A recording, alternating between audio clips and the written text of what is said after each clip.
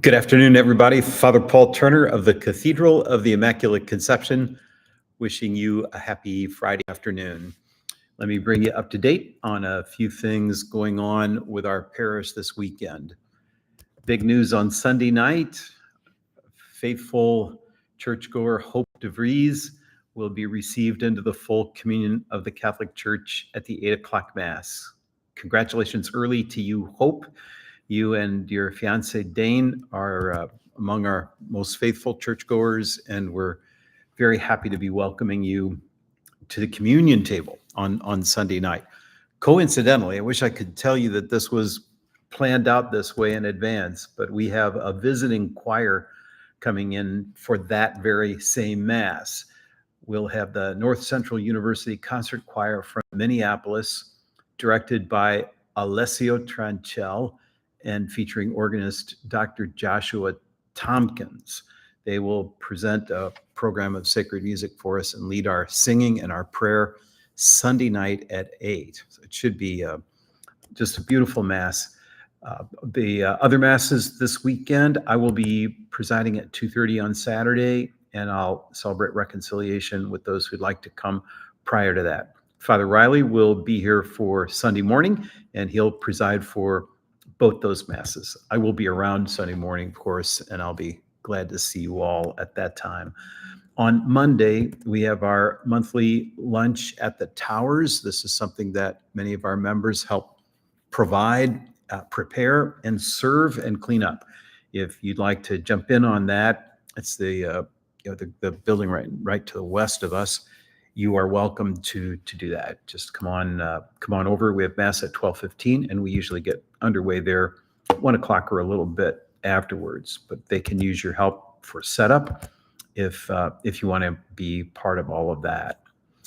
Friday is our annual day of prayer throughout the entire diocese, a day when we pray for all those harmed by sexual abuse. It's been a tremendous scandal within the Catholic Church, and one of the ways we strive to make reparation for crimes and sins of the past is to atone for them and to pray for anybody who's been harmed by sexual abuse. Bishop Johnston will be at the Cathedral Friday for the 12:15 Mass. I will concelebrate with him. We expect quite a number of people on hand, so please come on over and join us. We would love to have your prayers and your support for all those who've been struggling with this particular issue. I will be away a few days this week. I'll be giving talks for priests of the Diocese of Bridgeport, Connecticut. The talks are being held at a parish in Norwalk, so I'll spend a couple of nights up there, but we'll have a substitute priest here while I'm away on those days.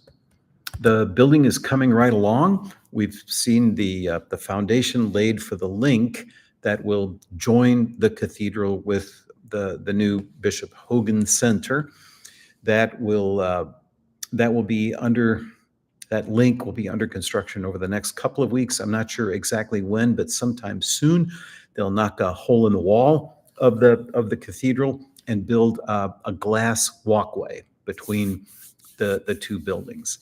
So we're anxious to see all of that. A lot of the glass is in. I got to get inside the building for a hard hat tour earlier this week with some of our donors. Everybody's impressed when they see the work that's being done. You could tell even the workers are excited about the results that they are producing. Again, let me make an appeal to you for contributions to that. It's really an important thing that we get our contributions and pledges up. It's the project is about 15 million. We have about 13 million in pledges, which is outstanding. And many of you have paid up in advance. You are outstanding.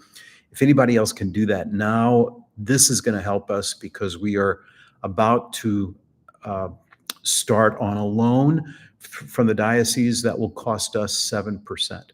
So they're authorizing us up to $4 million. We sure don't want to have to pay that much for very long. So the gifts that we get right now are very helpful. We like to say no gift is too small. Uh, we also like to say no gift is too large. If you'd like to challenge yourself to make an outstanding gift to the cathedral at this time, it will help us in special ways to kind of keep our costs down. Also happy to announce we've got a new member on our staff, Reagan Getman. Reagan is going to be our events coordinator for the Father Donnelly Hall inside the Bishop Hogan Center. We think that there's going to be quite some demand for the use of that hall, and we're going to need somebody to coordinate it. So we're hiring Reagan for several hours a week, kind of a part-time position here at the beginning anyway, to get us up and running. We've already received many questions about when the hall will be available, how much would it rent for. We need to work all of this out, and we now have at least the people in place to get answers to those questions. We are not yet even announcing a date when you can use the hall, but I will tell you everything is still on schedule for opening the building about 2 months from now. So we're really very close. And then once it's open, of course, people can use the hall.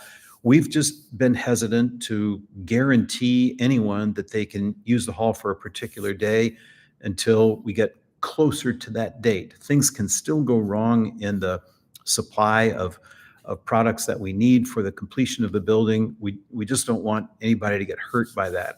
So we're as anxious as everyone to make the building available, and we'll be announcing it all very very soon. I hope. So I really appreciate your support.